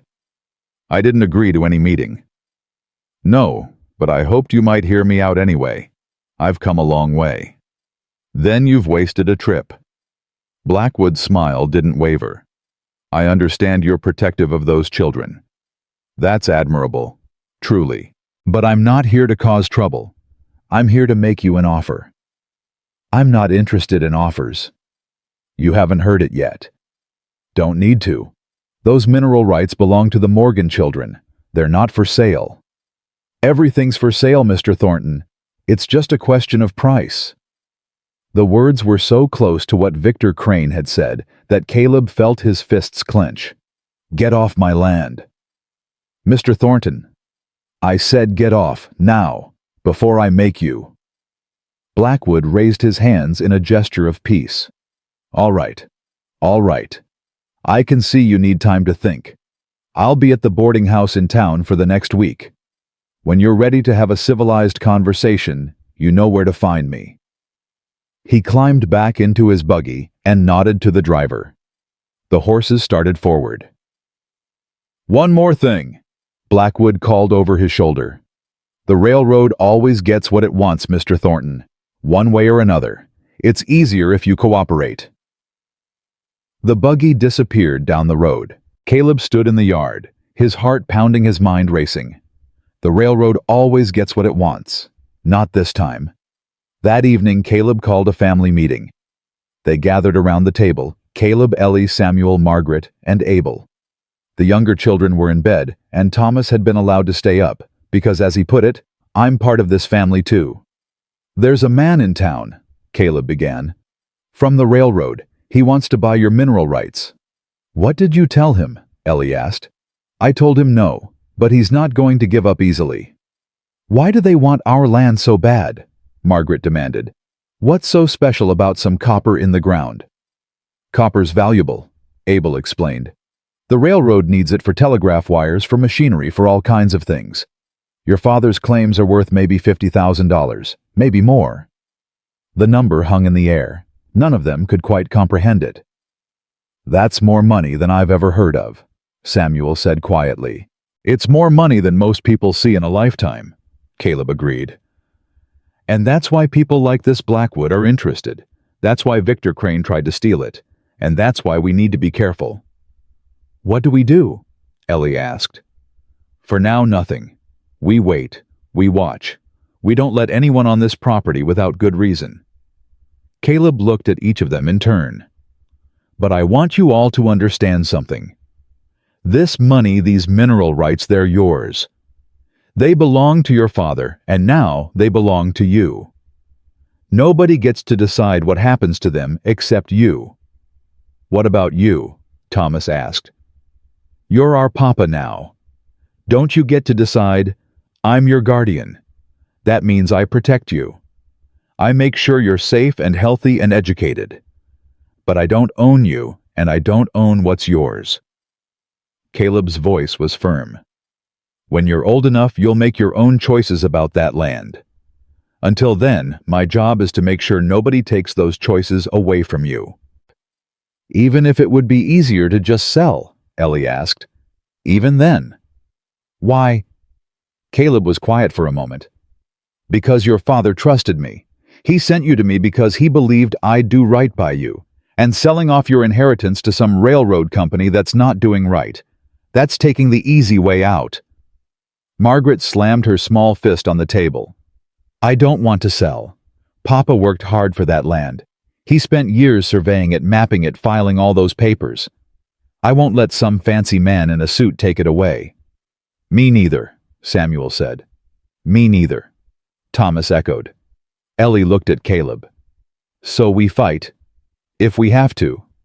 And if we lose, then we lose on our feet." Caleb remembered Abel's words from weeks ago. That's worth something.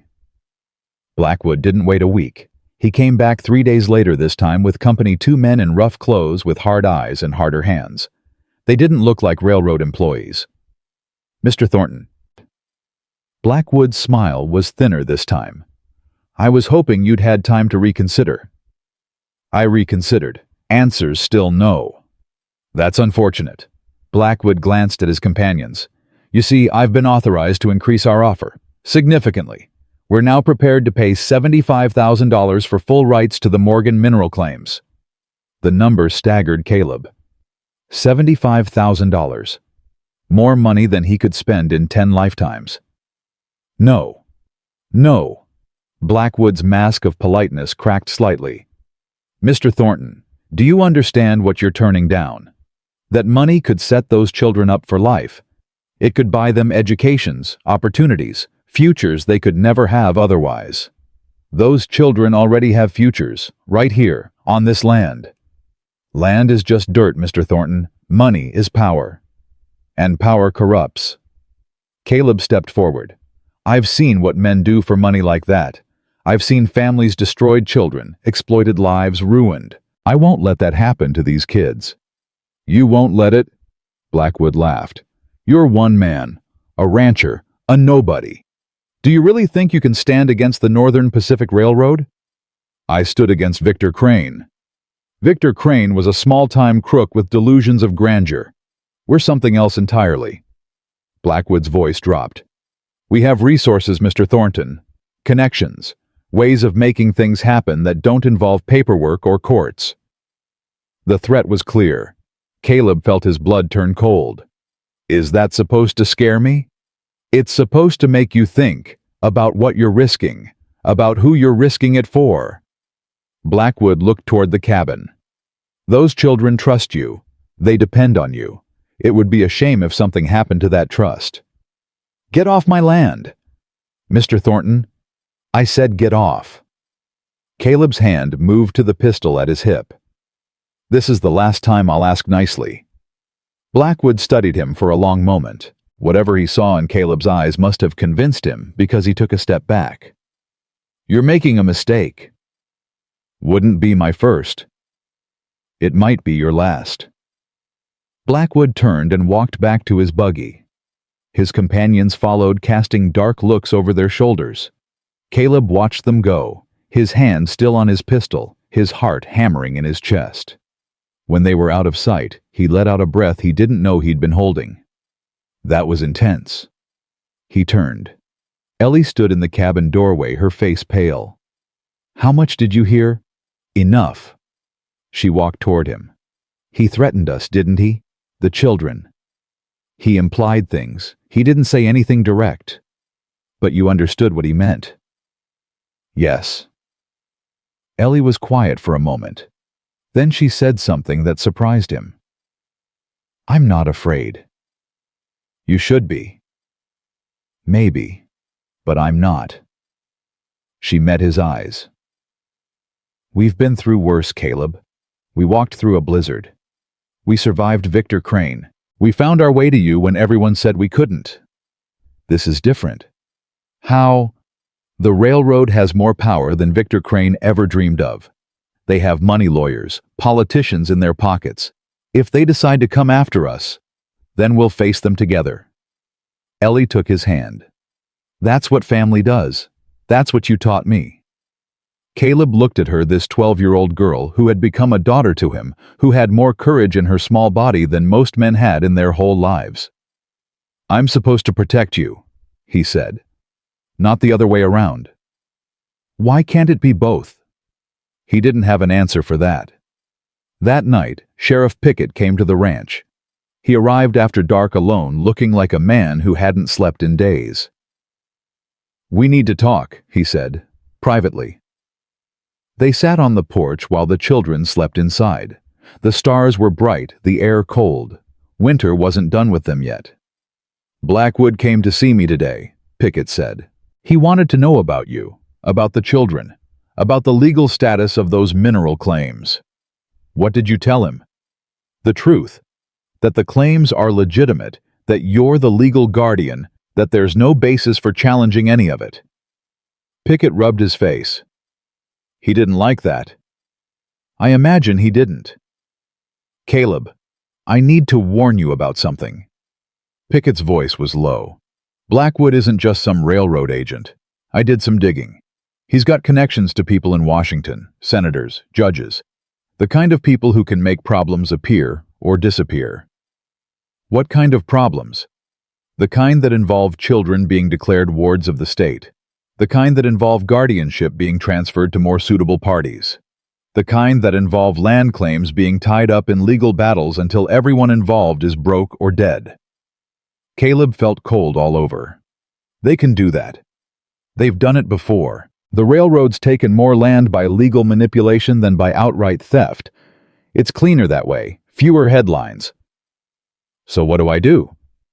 Pickett was quiet for a long moment. There's a lawyer in Helena. Name's Rebecca Stone. She's made a career out of fighting railroad interests. Won more cases than she's lost, which is saying something. You think she'd help us? I think she'd love to help you. The Northern Pacific's been on her list for years. But Caleb... Pickett hesitated. Fighting them won't be easy. It won't be cheap. And there's no guarantee you'll win. I know. Do you? Because once you start down this road, there's no turning back. The railroad doesn't forget. They don't forgive. If you beat them, they'll wait for another opportunity. If you lose... I won't lose. How can you be so sure? Caleb looked toward the cabin. Through the window he could see a single candle burning. One of the children must have left it lit. Because I'm not fighting for myself, he said. I'm fighting for them, and that makes me stronger than any railroad. Pickett nodded slowly. I hope you're right. So do I. The sheriff left an hour later. Caleb sat on the porch until the candle in the window burned out, thinking about what lay ahead. The railroad, lawyers, politicians, a fight that could last years and cost everything. But when he thought about the children, about their faces, their laughter, their trust, he knew there was no other choice. Some things were worth fighting for. Some people were worth dying for. He'd spent 10 years running from that truth. Running from love, from loss, from the risk of caring about anything. But he wasn't running anymore. Let them come, he thought. Let the railroad bring its money and its lawyers and its threats. He would be ready. In the cabin, Thomas turned over in his sleep and murmured a single word. Papa. Caleb heard it through the wall. He felt it in his chest. I'm here, son, he whispered to the darkness. I'm not going anywhere. And he meant it. Rebecca Stone arrived on a Tuesday morning, 3 weeks after Pickett had sent word to Helena. She was not what Caleb expected. Tall and sharp-featured, with gray-streaked hair pulled back in a severe knot, She stepped down from the stagecoach like a woman who had fought battles and won most of them. Her eyes swept the street, cataloging faces, measuring threats. When they landed on Caleb, he felt like she was reading his entire history in a single glance. "Mr. Thornton." Her handshake was firm. "Sheriff Pickett speaks highly of you." "He speaks highly of you, too." "Jonas is a good man, one of the few left in this territory." She looked past him to the children who had gathered on the boardwalk. "These are the Morgan children, all 7 of them. And Harrison Blackwood has been pressuring you to sell their mineral rights." "He's done more than pressure. Tell me everything." They sat in the general store's back room away from curious ears. Caleb told her about Blackwood's visits, about the threats, about the hard-eyed men who accompanied him. He showed her Henry Morgan's original survey notes, the court documents establishing guardianship, everything he had. Rebecca studied the papers with the intensity of a hawk watching prey. "This is good," she said finally. "Better than good. Henry Morgan's documentation is impeccable. The claims are airtight." "Then why is Blackwood still bothering us?" "Because airtight claims can still be challenged. Legal battles take years. They cost money most people don't have. And while the case drags on, pressure builds. Accidents happen. People get scared." She met his eyes. "The railroad's strategy isn't to win in court. It's to make fighting so expensive and dangerous that people give up." "I'm not giving up." "I can see that." Rebecca leaned back. "Here's what I propose. We file a preemptive suit against the Northern Pacific for harassment and attempted fraud. We make enough noise that newspapers notice. We turn this into a story about a powerful corporation trying to steal from orphans. Will that work? It'll make them think twice. Railroads hate bad publicity. They need public support for land grants, for government contracts, for 100 different things. If they're seen as villains, it costs them. And if they don't back down, then we fight. In court, in the press, in every arena available." Rebecca's voice was iron. "I've beaten them before, Mr. Thornton. I can beat them again." For the first time in weeks, Caleb felt something like hope. "What do you need from me?" "Your testimony, the children's testimony, access to all documentation." She paused. "And patience. This won't be quick. It might take a year, maybe longer." "I can wait." "Can the children?" Caleb thought of Ellie, fierce and determined, of Samuel, quiet but unbreakable, of Margaret, who had declared she would die before letting anyone take her father's land. "Yes," he said. "They can." The lawsuit was filed a week later. The headlines came soon after: "Railroad giant targets orphans' inheritance." "Northern Pacific accused of fraud and intimidation." 7 children fight for their father's legacy." The stories spread from territorial papers to national ones. Reporters arrived from Chicago, from New York, from San Francisco. They interviewed Caleb, photographed the children, wrote florid accounts of the blizzard and the rescue, and the fight against corporate greed. Harrison Blackwood disappeared from town the day after the first story ran. His employers apparently did not appreciate the attention. But the railroad didn't give up entirely. Letters arrived, legal documents, demands for depositions, challenges to the claim's validity. Rebecca handled them all, firing back responses that were equal parts brilliant and brutal. "They're testing us," she told Caleb, "seeing if we'll break." "We won't." "I know. That's why I took this case." Summer came to the valley. The snow was gone completely now, replaced by wildflowers and green grass and a sun that seemed determined to make up for winter's cruelty. The creek ran clear and cold. The mountains stood tall against endless blue sky. The children blossomed with the season. Samuel discovered a talent for mathematics, working through problems that made Caleb's head spin. Margaret became the best rider in the valley, winning a race at the county fair against boys twice her age. Grace learned to read, sounding out words with fierce concentration. Billy turned 4. They celebrated with a cake that Ellie baked herself, slightly lopsided, but perfect in every way that mattered. Rose learned to walk properly, toddling after Three Paw with delighted shrieks that echoed across the yard. And Thomas healed. It happened gradually, so slowly that Caleb almost didn't notice. The boy who had been silent for months now talked constantly, asking questions, telling jokes, laughing at nothing in particular. The haunted look in his eyes faded, replaced by something brighter. "Papa," Thomas said one evening. They were sitting on the porch watching the sunset paint the mountains gold. "Yeah, son. Do you think Mama can see us from heaven?" Caleb considered the question carefully. "I think she can. Do you think she's proud of us?" "I know she is." Thomas was quiet for a moment. "I used to dream about her, after she died, bad dreams where I couldn't save her, where she was calling for me and I couldn't reach her. And now I dream about her smiling. She's watching us, all of us, including you, and she's smiling." Thomas looked at Caleb. "I think she's happy. That we found you, that we're a family." Caleb's throat tightened. "I think so too, Papa. Yeah. Thank you for not giving up on me. When I couldn't talk, when I ran away, you could have sent me back. You could have said I was too much trouble. You were never too much trouble. I felt like I was. I felt like I was broken and nobody could fix me." "You weren't broken, son. You were hurt. There's a difference."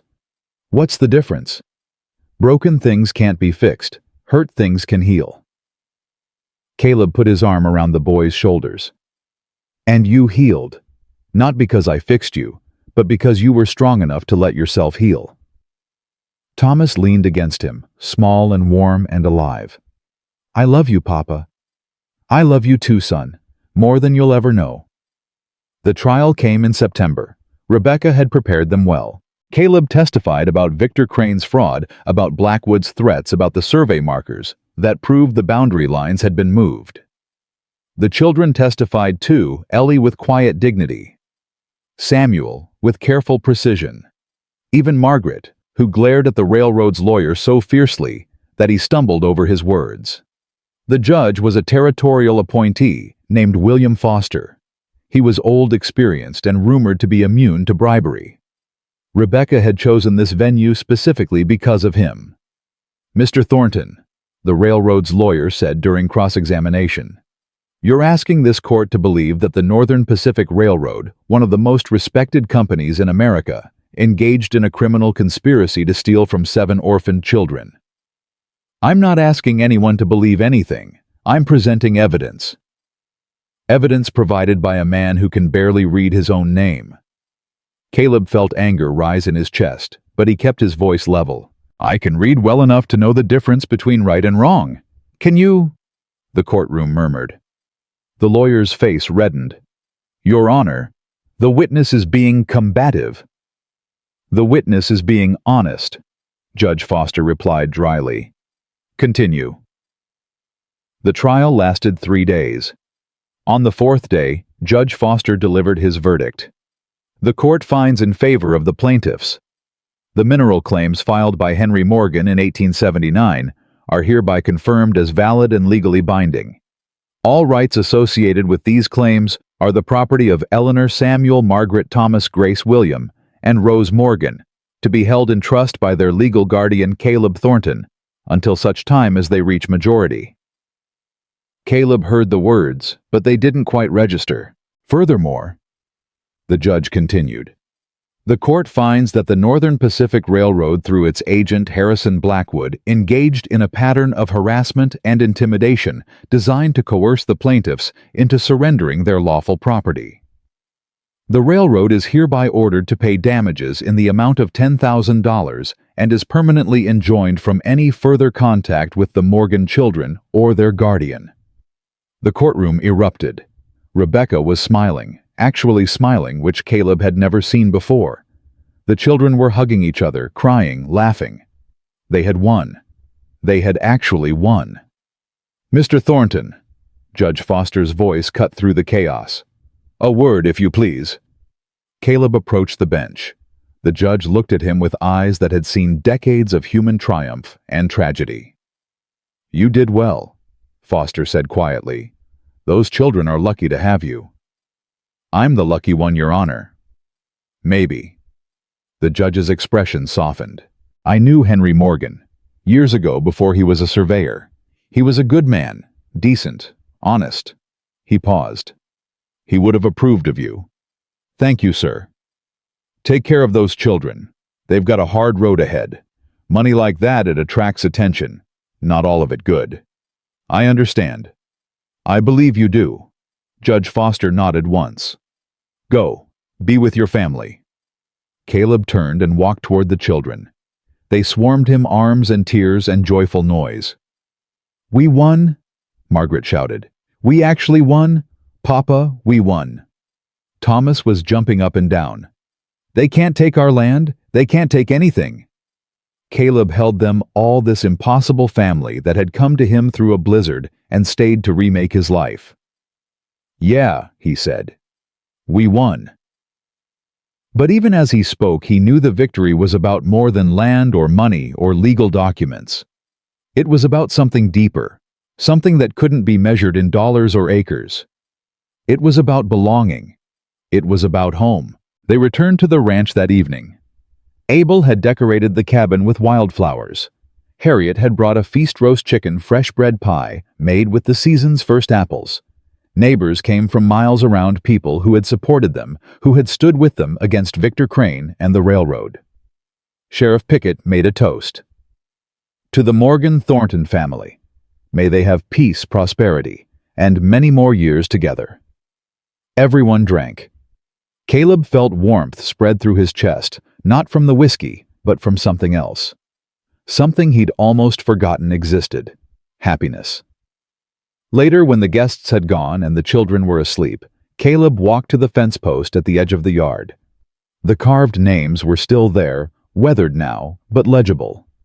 7 names. One word beneath them. Family. He traced the letters with his fingers, feeling the rough wood, the permanence of it. You're thinking again. He turned. Ellie stood behind him, wrapped in a shawl against the autumn chill. You should be in bed.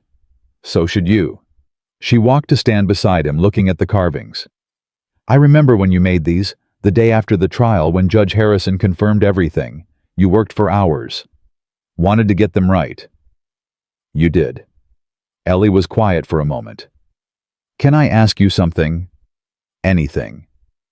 Before we came before the blizzard, were you happy? The question caught him off guard. He thought about the years before the children, the empty cabin, the silence, the gray sameness of days without purpose. No, he said honestly. I wasn't. And now I am. Happier than I've been in 10 years. Maybe happier than I've ever been. Ellie nodded slowly. Good. Because I want you to know something. What's that? You saved us.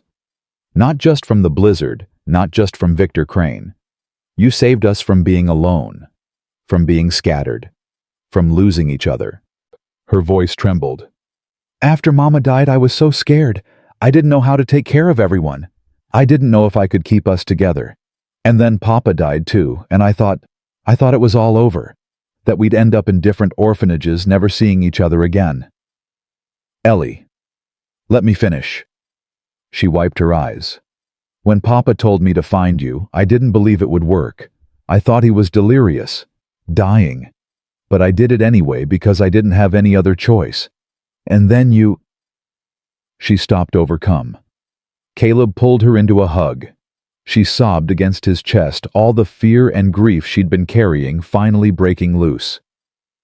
You took us in, she managed. You fed us and protected us and fought for us. You became our father when you didn't have to, when nobody would have blamed you for walking away. I couldn't walk away. Why not? Because your father saved my life. Because you needed help. Because... Caleb's voice caught. Because I needed you as much as you needed me. I just didn't know it. Ellie pulled back and looked at him. Her face was wet with tears, but she was smiling. I'm glad we found you. I'm glad you found me too. They stood together in the darkness, looking at the carved names, listening to the wind move through the valley. "Papa," Ellie said. It was the first time she'd called him that. The word hit Caleb like a physical blow. "Yeah. Can we add one more name to the fence post?" "Whose name?" "Benjamin's." Her voice was soft. "He was your son. He should be part of this family too." Caleb couldn't speak, couldn't breathe. The suggestion was so unexpected, so thoughtful, so deeply right, that it broke something inside him. "You'd want that," he managed. "We all would. Samuel suggested it, actually. He said that family doesn't end just because someone dies. It just changes shape."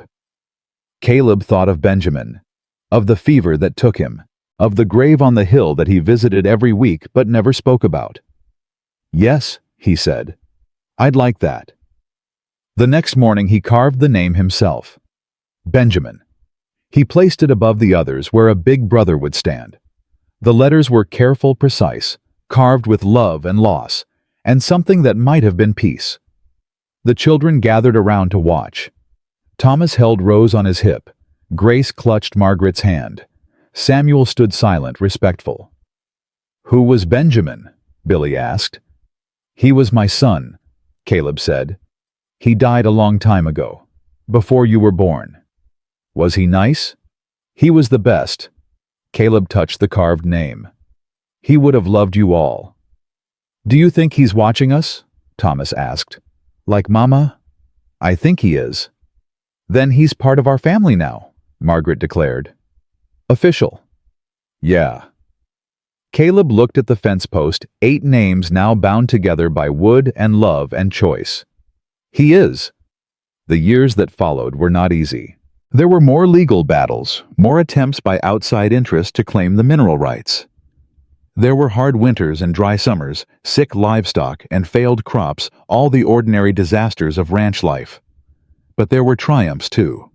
Samuel went to college in the East, the first person from their valley to do so. He studied law, inspired by Rebecca Stone, and returned to Montana to practice. He spent his career defending people who couldn't defend themselves. Margaret never left the ranch. She married a cowboy from the next valley over a good man who understood that she would always be wild. They had 4 children, all of them fierce and brave and exactly like their mother. Grace became a teacher. She opened a school in town free to any child who wanted to learn. She taught reading and writing and mathematics, and she taught something else too, that every person had worth, regardless of where they came from. Billy grew into a giant of a man, 6'4", with hands like shovels. He took over the ranch's cattle operation and expanded it, buying up neighboring spreads, building something that would last for generations. Rose became a doctor. She studied in San Francisco, worked in hospitals that served the poor, and eventually returned to the valley to care for the people she'd grown up with. Thomas became a writer. He wrote stories about the West, about families and loss and redemption. His books were read by thousands, then millions. When people asked where he got his ideas, he always said the same thing. "From my father. He taught me that the best stories are about ordinary people doing extraordinary things for the people they love." And Ellie. Ellie never married. She stayed on the ranch with Caleb, helping to raise the next generation, becoming the grandmother figure for children who weren't hers by blood, but were hers in every way that mattered. Caleb lived to see his 80th birthday. On that morning, all 7 of his children gathered at the ranch, some with spouses, some with children of their own. Some alone, but never lonely. They came from across the country from different lives and different paths, united by the bond that had been forged in a blizzard 40 years before.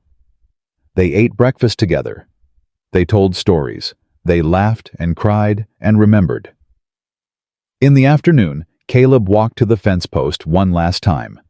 The carvings were old now, weathered by decades of wind and rain. But the names were still readable. 8 names. 1 word. Family. Thomas walked up beside him. He was 56 years old, gray-haired, successful beyond anything he could have imagined as a silent 6-year-old boy freezing in the snow. "It's a beautiful day," Thomas said. "It is." Are you happy, Papa? Caleb looked at the ranch, at the cabin he'd lived in for 50 years, at the land he'd worked and tended and loved, at the children and grandchildren and great-grandchildren playing in the yard. Happiest I've ever been, he said. Good. Thomas put his arm around his father's shoulders. Because you deserve it.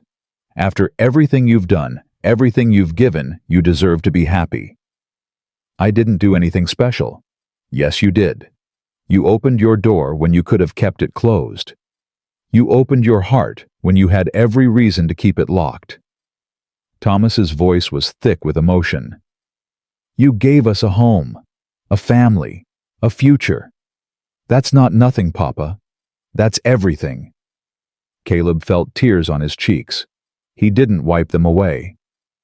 Your mama would be proud of you, he said. All of you. She is. I know she is. Thomas smiled. And so is Benjamin. And so are you. They stood together in the fading afternoon light, father and son, looking at the names carved into wood. 40 years ago, a blizzard had nearly killed 7 children. A broken man had saved them, and in saving them, he had saved himself.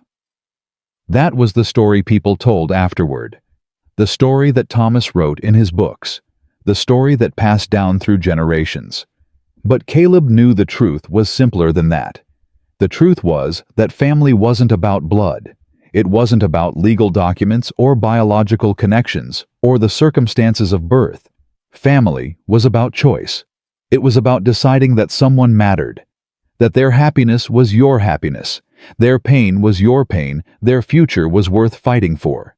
It was about standing up when you could have walked away, about loving when you'd been given every reason to close your heart. Caleb had made that choice 40 years ago, kneeling in the snow beside 7 frozen children. And every day since he had chosen again. That was what family meant. That was what love meant. And standing there in the golden afternoon light, surrounded by the people who had given his life meaning. Caleb Thornton knew one thing with absolute certainty. He had been blessed. Not because of the land or the money or the victories in court, but because he had found something that could not be bought or sold or stolen. He had found home. And home in the end was not a place. It was a choice. It was a promise. It was 7 children huddled against a fence post in a blizzard, and one man who chose to love them. That was enough. That was everything. That was forever. Now, folks, they say Caleb Thornton died peacefully in his sleep 3 years after that birthday, surrounded by his children and their children, and all the love a man could hold. They buried him on the hill beside Benjamin, and they carved one final name into that fence post. Caleb. The names stand there still weathered but unbroken, a testament to what one man and 7 children built together. Not with money, not with power, but with something stronger than both. With love, with choice, with family. And the land remembers. It always does.